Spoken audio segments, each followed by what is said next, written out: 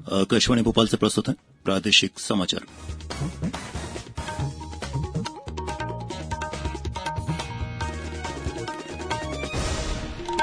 नमस्कार, समाचारों के साथ मैं प्रशांत सेंगर। पहले मुख्य समाचार। प्रदेश के 1,75,000 लोगों को आज मिलेगा अपना घर। प्रधानमंत्री वीडियो कॉन्फ्रेंसिंग के जरिए कराएंगे गृह प्रवेश। परीक्षा खत्म होने के 4 दिन बाद ही जेईई मेंस का परीक्षा परिणाम हुआ घोषित।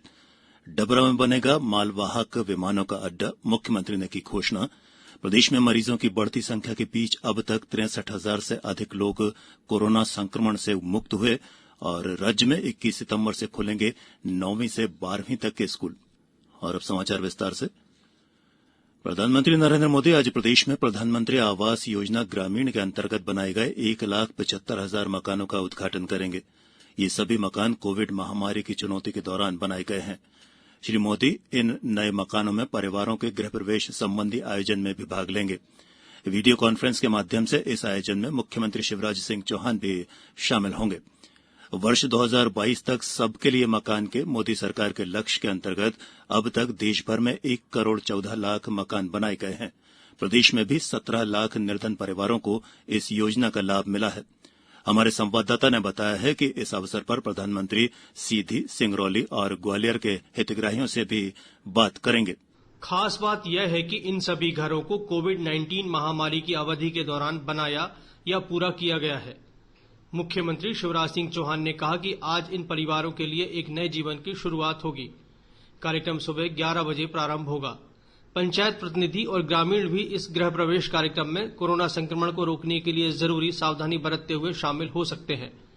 मध्य प्रदेश में अब तक 17 लाख गरीब परिवारों को प्रधानमंत्री आवास योजना ग्रामीण के जरिए अपने घर मिल चुके हैं। इस योजना में केंद्र और राज्यों की अन्य योजनाओं को शामिल कर एलपीजी व बिजली कनेक्शन और सुरक्षित पेयजल उपलब्ध कराने का भी प्रावधान है।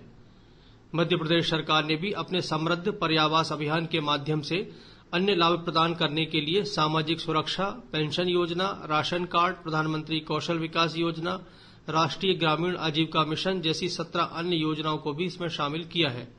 संजीव शर्मा, आकाशवाणी समाचार, भोपाल। इंदौर से हमारे संवाददाता ने बताया है कि इंदौर जिले में भी आज आवासहीन परिवारों का स्वयं के घर का सपना साकार होने जा रहा है। उन्हें उज्ज्वला योजना के अंतर्गत गैस कनेक्शन और स्वच्छ भारत मिशन के तहत शौचालय भी पात्रतानुसार उपलब्ध कराए गए हैं। प्रधानमंत्री आज ही खंडवा में भी योजना के हितग्राहियों को गृह प्रवेश कराएंगे। उधर उमरिया में डिजिटल कार्यक्रम को लेकर हितग्राहियों में खासा उत्साह देखने को मिल रहा है। प्रधानमंत्री आवास योजना के तहत डिजिटल गृह प्रवेश कार्यक्रम को लेकर हितग्राहियों में खासा उत्साह दिखाई दे रहा है।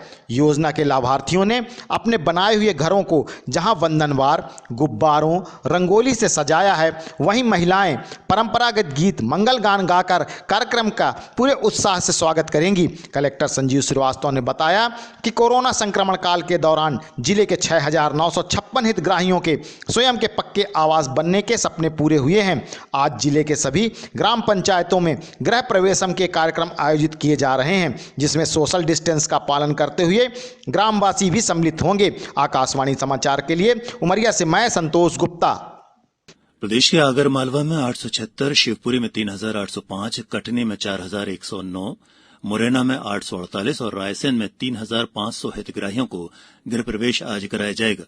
योजना के तहत धार जिले में लॉकडाउन के दौरान 50 दिनों में अपना घर बनाने वाले गुलाब सिंह भी घर का सपना साकार होने पर केंद्र सरकार का धन्यवाद अदा कर रहे हैं। हमारे एक छोटे से गांव में जो एक गरीब आदमी रहता था, वो उसका जो पक्का मकान बन गया है और अभी भी हम जब हमारा घर में नए घर में प्रवेश करेंगे तो हमको बहुत खुशी होगी इस बात की कि हम नए मकान में जा रहे हैं और इतना अच्छा मकान बनाया जो हमारे प्रधानमंत्री जी ने हमारे को इतना सहयोग करके हमारा मकान दिया और आज हमारा बड़ा मकान में जाएंगे हम।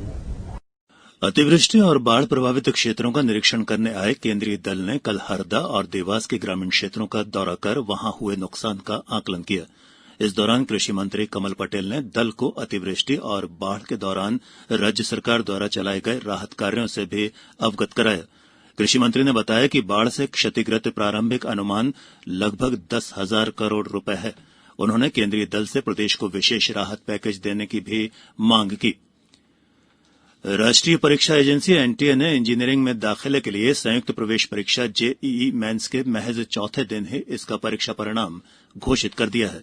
जेईई एडवांस परीक्षा इस महीने की 2 और 6 तारीख को आयोजित की गई थी और इसमें 24 उम्मीदवारों ने 100% अंक हासिल किए हैं। इनमें सबसे अधिक विद्यार्थी तेलंगाना से हैं। कोरोना संकट के कारण जेईई मेंस की परीक्षा 2 बार टाल दी गई थी। इस महीने ये परीक्षा 232 शहरों के 660 केंद्रों पर आयोजित की गई थी। ये समाचार आप आकाशवाणी भोपाल से सुन रहे हैं। हमारे समाचारों को अब आप कभी भी और कहीं भी अपनी सुविधा के अनुसार सुन सकते हैं। ये समाचार बुलेटिन यूट्यूब, ट्विटर और फेसबुक पर AIR न्यूज भोपाल पेज पर सुने जा सकते हैं। इसके अलावा आप हमारी वेबसाइट newsonair.com पर या AIR न्यूज ऐप पर भी समाचार सुन सकते हैं। प्रादेशिक समाचारों में ब्रेक के बाद एक बार फिर आप सभी का स्वागत है।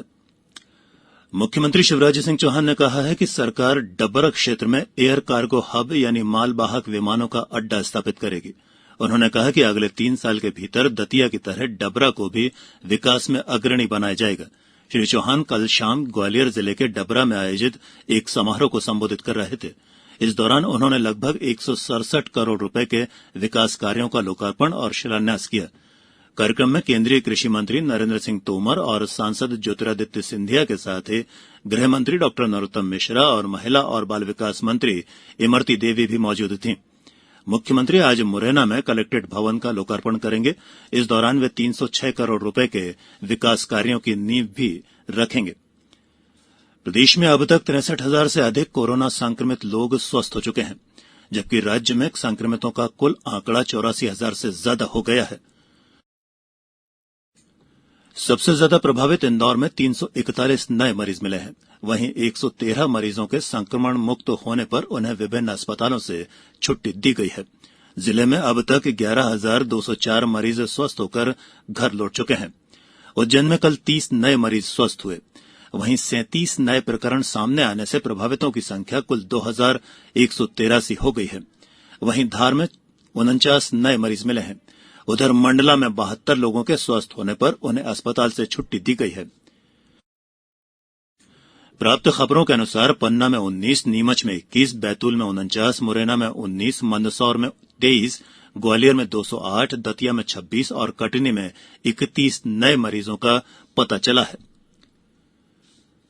प्रदेश में कोरोना संक्रमण के कारण बंद स्कूल 21 सितंबर से खुल जाएंगे। इसके लिए कल आदेश जारी कर दिए गए हैं। हालांकि केंद्र सरकार के दिशा निर्देशों के अनुसार फिलहाल 9वीं से 12वीं तक के विद्यार्थियों के लिए ही स्कूल आने की अनुमति होगी और इसके लिए उन्हें अभिभावकों की लिखित अनुमति भी देनी होगी। देश में सबसे स्वच्छ शहर का 4 बार तमगा हासिल कर चुके इंदौर में कॉलोनियों के मकानों के पीछे की बैकलाइन को गंदगी से मुक्त करने का अभियान चलाया जा रहा है। हमारे संवाददाता ने बताया है कि पायलट प्रोजेक्ट के तहत वार्ड 57 की गणेश कॉलोनी में गंदी और बदबूदार बैकलाइन की सफाई कर दोनों तरफ के मकानों की पिछली दीवार पर खूबसूरत चित्रकारी की गई है। जन भागीदारी के जरिए रहवासियों से घर की अनुपयोगी वस्तुओं के माध्यम से बैकलाइन का सौंदर्यीकरण कराया गया है। पुराने टायरों का भी उपयोग कर उनके गमले बनाकर उनमें पौधे लगाए गए हैं। बैकलाइन की स्वच्छता की निगरानी के लिए 20 रहवासियों की एक समिति भी बनाई गई है। इस प्रयोग के सफल होने के बाद इसे शहर की अन्य कॉलोनियों में भी लागू किया जाएगा। और अब इस बुलेटिन के कुछ समाचार संक्षेप में। डिंडोरी में कलेक्टर ने विभागीय कार्यों में लापरवाही बरतने पर 45 शिक्षकों को निलंबित करने और 10 की सेवा समाप्त करने के निर्देश दिए हैं। सतना में आज विधिक साक्षरता शिविर का आयोजन किया जाएगा और बालाघाट में आंगनबाड़ी केंद्र रोशना में कल पोषण माह कार्यक्रम का आयोजन किया गया। इस दौरान महिलाओं को पोषण आहार के महत्व की जानकारी दी गई। और अंत में इस बुलेटिन के मुख्य समाचार एक बार फिर। प्रदेश के 1,75,000 लोगों को आज मिलेगा अपना घर। प्रधानमंत्री वीडियो कॉन्फ्रेंसिंग के जरिए कराएंगे गृह प्रवेश। परीक्षा खत्म होने के 4 दिन बाद ही जेईई मेंस का परीक्षा परिणाम हुआ घोषित। डबरा में बनेगा मालवाहक विमानों का अड्डा, मुख्यमंत्री ने की घोषणा। प्रदेश में मरीजों की बढ़ती संख्या के बीच अब तक 63,000 से अधिक लोग कोरोना संक्रमण से हुए मुक्त और राज्य में 21 सितंबर से खुलेंगे 9वीं से 12वीं तक के स्कूल। इस बुलेटिन में इतना ही। घर में रहिए, सुरक्षित रहिए और सुनते रहिए आकाशवाणी। नमस्कार।